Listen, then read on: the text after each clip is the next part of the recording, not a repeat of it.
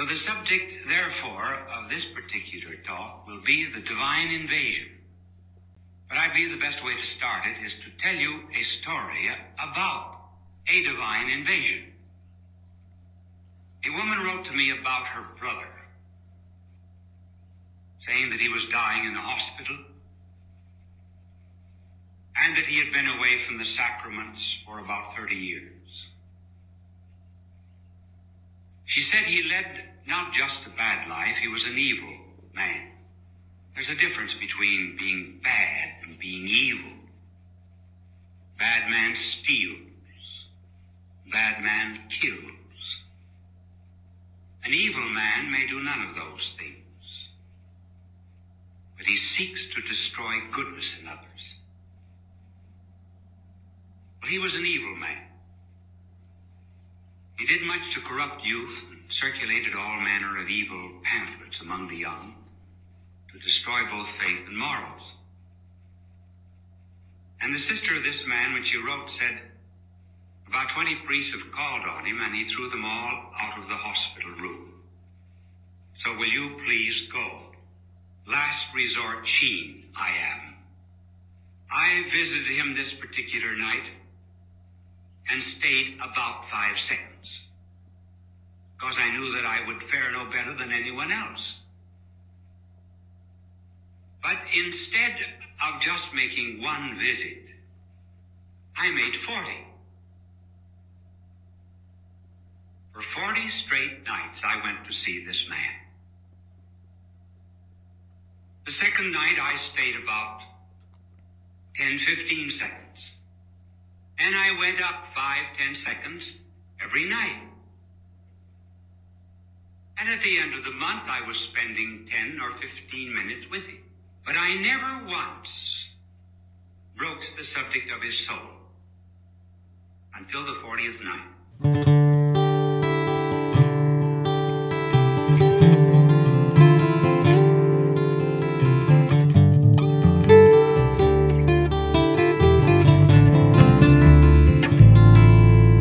Travel along, Catholic pilgrims, for 1 year as we learn from Venerable Fulton Sheen, one of the greatest Catholic teachers in modern times. Join me, Amy Thomas, once a week for a short reading out of Bishop Sheen's book, Way to Inner Peace. Hello, Catholic pilgrims, and welcome to week 32. I have a feeling that you are probably wanting to know what happened to the man that Bishop Sheen was talking about in the beginning, but I'm going to make you wait on that, so hold tight. We will come back to it, I promise. This week we're talking about the goodness in others, and because there's so much I want to say, and I want to get to the conclusion of what happened to that man in the hospital, we're going to get started right away.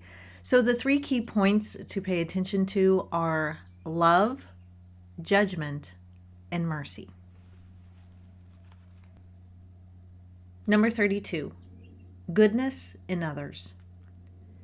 There are 3 different ways in which we may judge others: with our passions, our reason, and our faith. Our passions induce us to love those who love us. Our reason makes us love all people within certain limits. Our faith makes us love everyone, including those who do us harm and who are our enemies. The greatest drama in life takes place when the other person is wrong from our point of view. Almost every quarrel has its basis in a mutual misunderstanding. Each of us is really an open book, but some who know us do not read the book well. We speak with great sympathy of those who understand us or who read us aright, and with some diffidence of those who do not understand. Perhaps no one understands us better than saints, not only because they correct their bad judgment of us through their own weakness, but also because they see us as souls precious in the sight of God. St. Francis de Sales used to say, "Oh, the beautiful souls of sinners." It was not their sins he loved, but their souls. The cure of Ars used to walk 2 or 3 blocks alongside his country church, where there was a long line of penitents waiting to see him. He would pick out the greatest sinners and reserve for them the greatest sympathy. When one is in trouble, one should never go for advice to one who never says prayers or who has not passed through suffering. There is much more goodness in most people that shows on the surface. Underneath the dross of every human there is some gold. When the sinful woman came into Simon's house, he continued to regard her as a sinner even after she had repented. He would not give anyone a chance to be different. It was no wonder the divine Savior had to say to Simon, "Do you see this woman?" Luke 7:44. Simon did not see her as she was, but only as he wanted to think of her. He thought he knew all the facts, but as one of the professors of the College of France once said to his students, "Seek the facts above all else, but remember that the facts can be wrong." What he meant was that false conclusions are too often drawn from the facts, and particularly about people. The good are not always good in all things, and the wicked are not always wicked in all things. As it has been said, there is so much good in the worst of us and so much bad in the best of us that it ill behooves any of us to talk about the rest of us. We often carry our faults in sacks behind our backs and the faults of our neighbors in open baskets in front of us. The separation of people into sheep and goats will take place only at the last day. Until then, we are forbidden to make any classification. It is very likely that there will be many surprises in heaven. Many people will be there that we never expected to find, and many will not be there whom we expected to see. And finally, we probably will be most surprised to find ourselves there.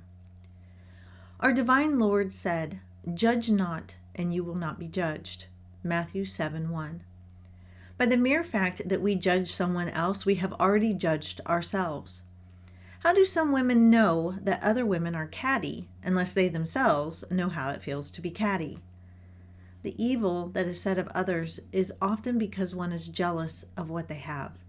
Some believe that the good qualities of others have been stolen from them. Jealousy is the tribute which mediocrity pays to genius. One day, in a group of girls, there was much admiration expressed for the dimples in the cheek of one of them. But another of them said sneeringly, "Weak face muscles." She felt that to praise another meant to condemn her. A good rule to follow is always to judge the neighbor by his best moments rather than by his worst. Not to call him a poor piano player because he hits one poor note in an entire evening, but to judge him because of all the right notes he hit. Nothing so much encourages a merciful judgment of others as the divine warning that as we judge others, so shall we be judged. As we show mercy, we shall receive mercy.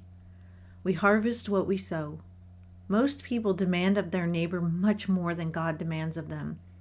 God is more merciful to the men who mock him than men are merciful to the gods they make. When David sinned, God gave him the choice of being punished either by him or by man. David chose God. His mercy is greater.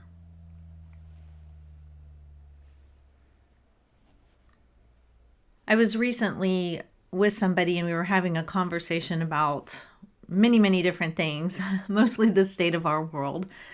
And at one point in the conversation, this person said to me, "How do you love somebody that you cannot stand? It's so hard." And this person went on to say, "I know that I should love them and that I'm supposed to love them, but I find that incredibly hard to do. I just don't feel anything towards them." And I completely understand this sentiment. I think everybody understands this feeling. It is one of the hardest teachings of Christianity, I think. This teaching that we should love our enemies. It's just, how do you do that? It's so difficult. I don't feel love towards horrible, wicked people like I do towards my children or my husband or my brother and sister or my parents. I don't feel love. And I think that's why it's so important that we have to remember that love is an action, not necessarily a feeling. So I want to go to the very beginning of our reading today. At the very beginning, Bishop Sheen says, There are three different ways in which we may judge others: with our passions, our reason, and our faith. Our passions induce us to love those who love us. Our reason makes us love all people within certain limits. Our faith makes us love everyone, including those who do us harm and who are our enemies. And I found this to be incredibly true. There are people in my life who I kind of categorize into three different groups. The first would be people who are, mostly good. As Bishop Sheen says, there's some bad in all of us. But there are people who are on a whole good people, and I have no problem loving them. It's easy. I want to do things for them. I want to show them that I love them. It's just not hard for me. The second group of people are those people that I love, but I'm not close with.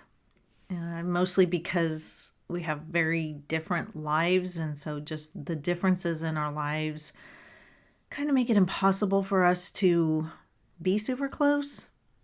Either they don't agree with the way I live, or I don't agree with the way they live, or there's boundaries that need to be set. But I still love them, and I can still pray for them. I can still want their good. I don't have a problem wishing good for them or praying for good for them in their lives. The third group of people are those I can barely stomach to love or pray for.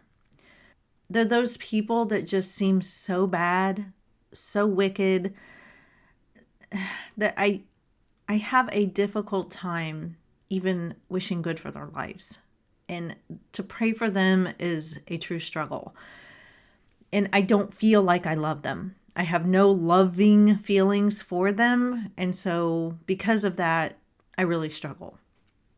But we know that love is an action and a choice. And so I have to kind of fight through those absent feelings, I guess, and continue to pray for them, because we should want people's souls to get out of darkness and come to Christ and be filled with light. But it's a hard struggle.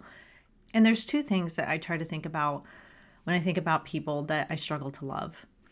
Number one, if I don't pray for them, maybe nobody will.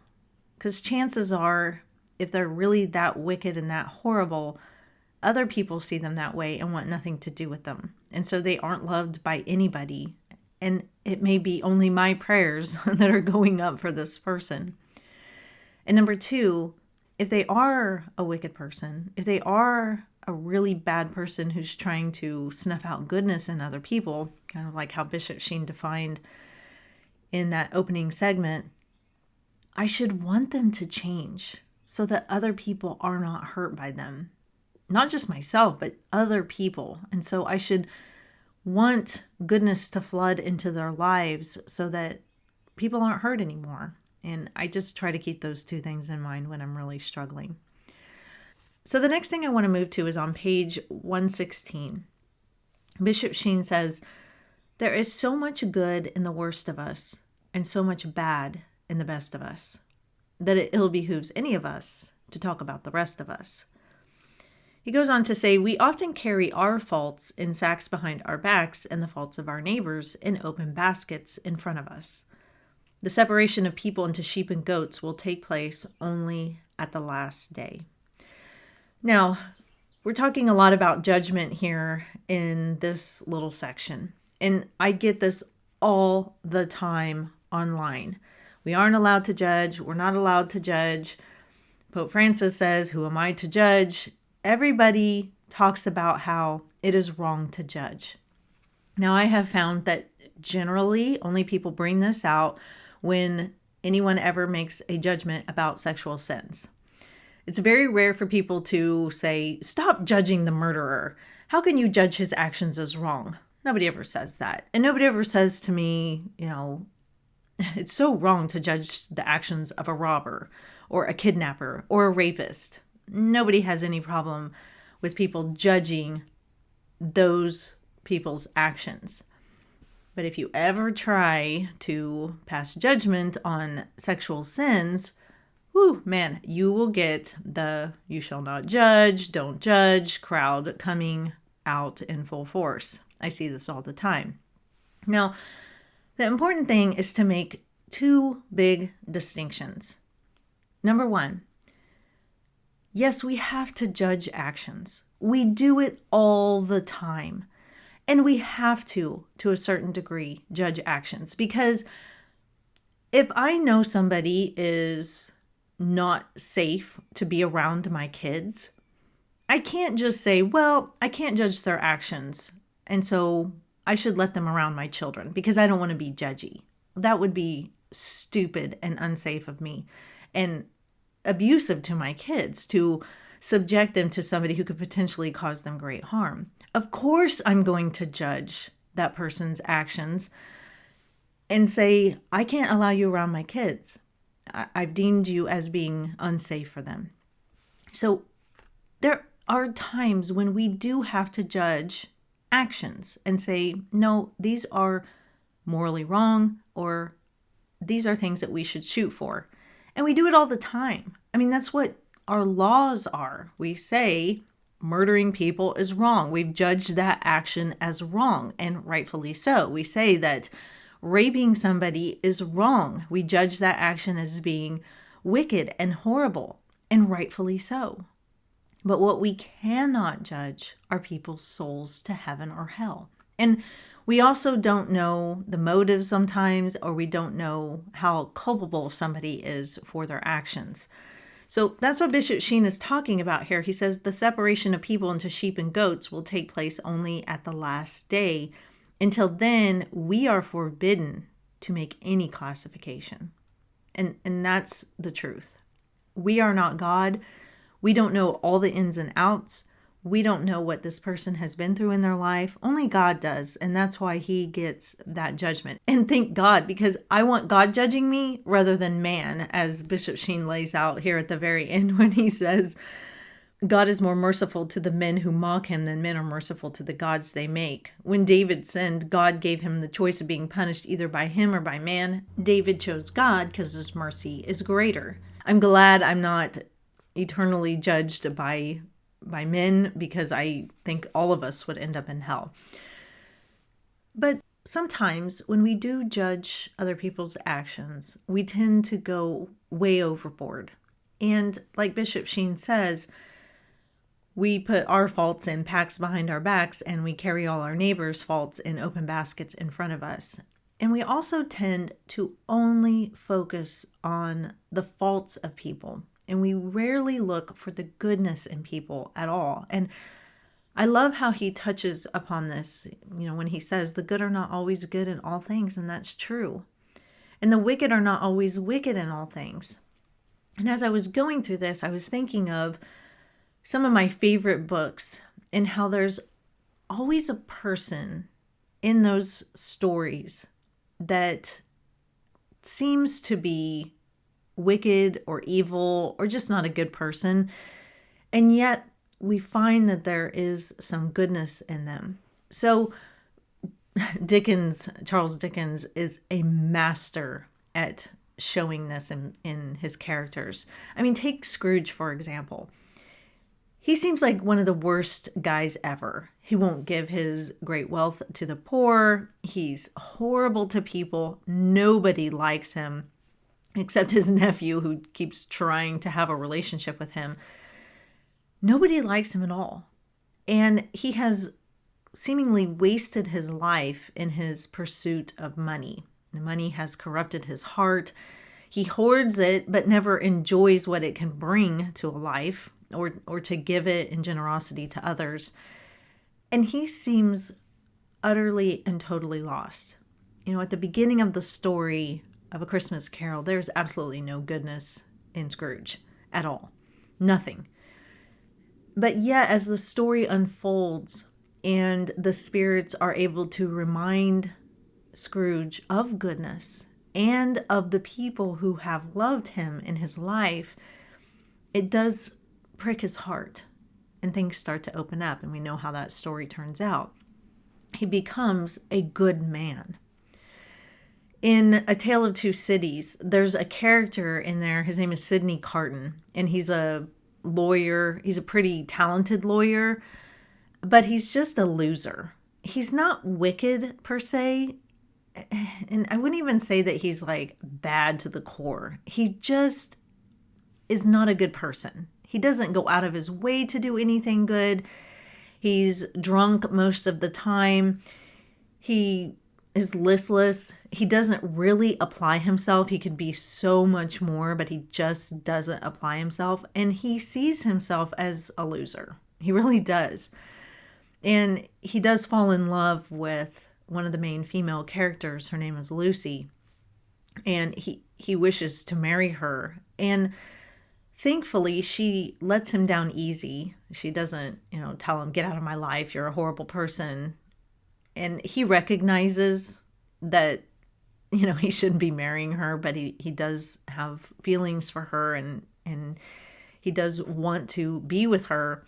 And so he's not like super surprised that she doesn't want to marry him. But as you read through the story, he just seems like one of those people who, again, has wasted his life on just base pleasures. And you just want to shake him and say, get it together, man. You have so much that you can offer the world.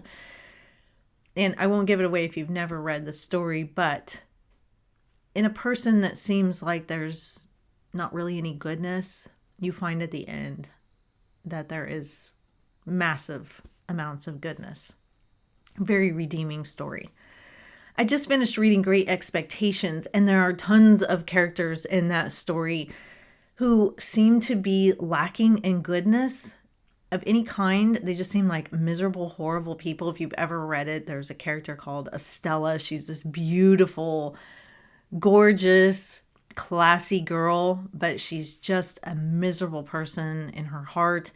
And then there's Miss Havisham, who's just this loon, this crazy loon of a woman who lives in the darkness and has zero happiness in her life. Both of those people seem lost, just lost, like give up on them. There's no hope for them. And what you find throughout the story is that neither one of them have been loved well. And because they haven't been loved well, they don't know really how to love well themselves. But Pip, the main character, does kind of find a way to break through to them. And in my favorite book of all time, To Kill a Mockingbird, there's a character in there that the kids in the story have passed judgment on, that they think he's this super creepy, evil guy who lives in the Radley house. And they've heard the rumors that the Radley family is weird and just abnormal. And they think of the son who lives in that house as a really bad person. And they always kind of want to spy on him and they want to know about him, but not really. And his name is Boo Radley. Nobody ever sees him hardly at all. The kids definitely don't until the very end of the story. And that's where you find out that their judgment has been very, very wrong all along. And it's a real awakening moment for especially Scout, the main character, because she sees Boo for who he truly is. Even though he doesn't look like a great person, she recognizes the goodness within him. And it's just a great story. So if you haven't read those stories, I highly encourage you to read them. But the main thing with all of these characters in the story is that they have never been loved well, or they have forgotten that they were ever loved well, mostly because they're lured away by the world's temptations. And I think that's what you find with people who are bad or wicked, is that they have a story of not being loved well. And so they don't know how to have that goodness within them. When you're not loved well, it damages you and it hurts you in ways that you just can't imagine. And you will go down paths that are so destructive, and you will do things that when you were young, you probably never thought you would do. But that's what an absence of love does. And so on the last part, I just want to talk about how, especially in our culture today, we are so unforgiving. I'm the same way. I find that if I hear somebody is bad, I don't want to show them any mercy, and I just want to write them off and only judge them by their faults. But I don't want people to judge me just by my faults. I've thought many times, just thinking off the top of my head, if I ever ran for president or governor or some, high level position, what is in my past that people would dig up and use against me?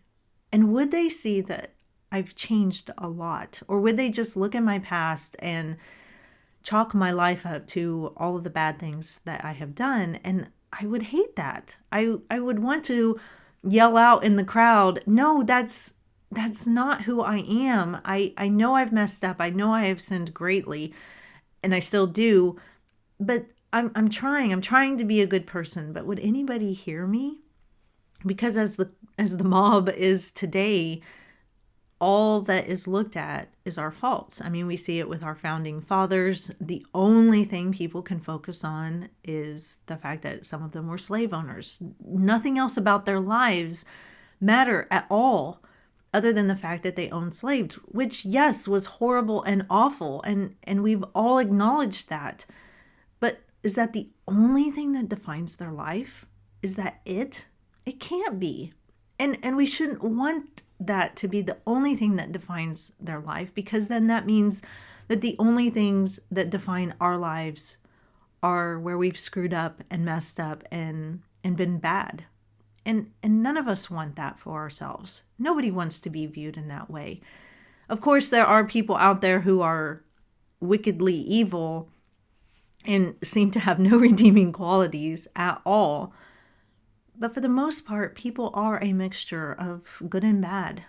And hopefully the scales tip more to the good side rather than the bad side. And so here at the end, Bishop Sheen says, nothing so much encourages a merciful judgment of others as the divine warning that as we judge others, so shall we be judged. As we show mercy, we shall receive mercy.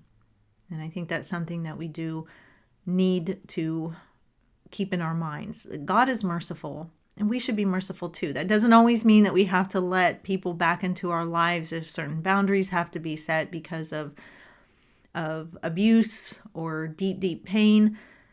But we can offer forgiveness and mercy to that person, and maybe that will show them some love that maybe they have been lacking and can start a change within their souls.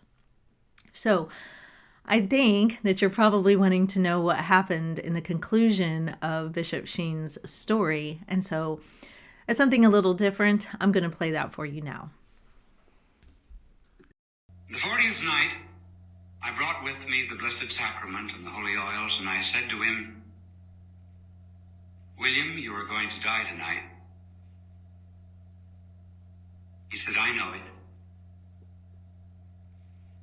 He was dying of cancer, but cancer of the face. One of the most loathsome sights you ever saw. I said, I'm sure you want to make your peace with God tonight. He said, I do not. Get out.